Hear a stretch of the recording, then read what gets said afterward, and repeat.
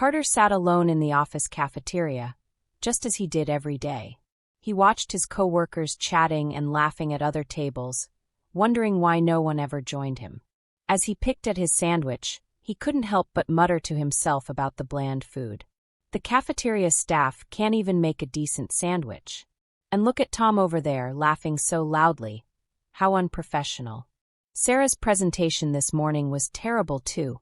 What Carter didn't realize was that Emily, a kind-hearted colleague from the marketing department, had been overhearing him. She had noticed Carter's isolation for months and decided it was time to help. The next day, Emily deliberately sat down at Carter's table. "Mind if I join you?" she asked with a warm smile. "If you want," Carter replied, shrugging. "Though I don't know why you'd want to sit here when the air conditioning is so noisy in this spot." Emily took a deep breath. "Carter, can I share something with you? I've noticed that you seem unhappy at work, and I think I might know why." "What do you mean?" Carter asked defensively. "Well," Emily began carefully, "I've observed that you tend to focus on the negative aspects of things and people around you.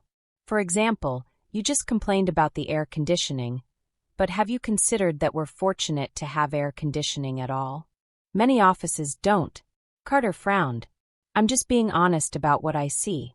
"Being honest doesn't mean we need to be critical," Emily explained. "Let me show you something I learned years ago that changed my life. Can I share a simple exercise with you?" Carter nodded hesitantly. "Take Sarah's presentation this morning. I heard you saying it was terrible. Instead of focusing on what you didn't like, try to find 3 positive things about it. Can you do that?" Carter thought for a moment. Well, I suppose her slides were well organized. And she did include some interesting data.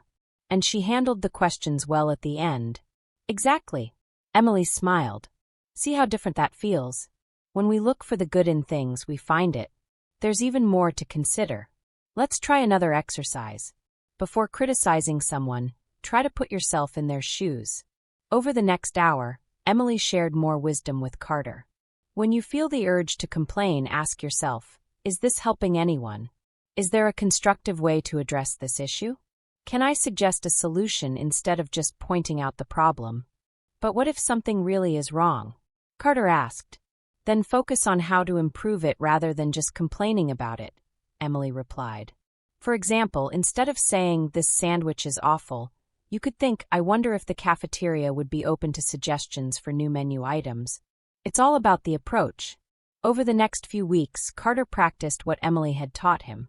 It wasn't easy at first, but he started catching himself before making negative comments. He began to notice positive things he'd never seen before. How John from accounting always held the elevator for others. How the cleaning staff worked so hard to keep their workplace spotless.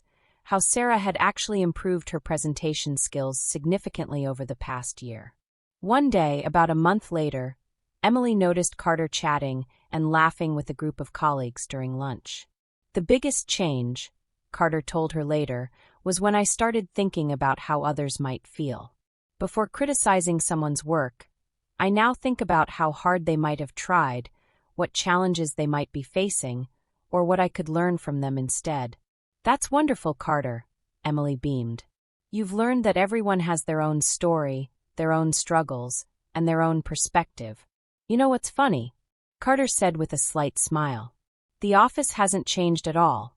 The air conditioning is still noisy, the sandwiches are the same, and people still make mistakes in presentations. But everything feels different because I'm seeing it all through new eyes."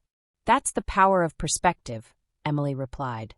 "When we change the way we look at things, the things we look at change," Carter finished, finally understanding the true meaning of those words. As Carter walked back to his desk that afternoon, he noticed several colleagues waving and smiling at him. For the first time in his career, he felt truly part of the team.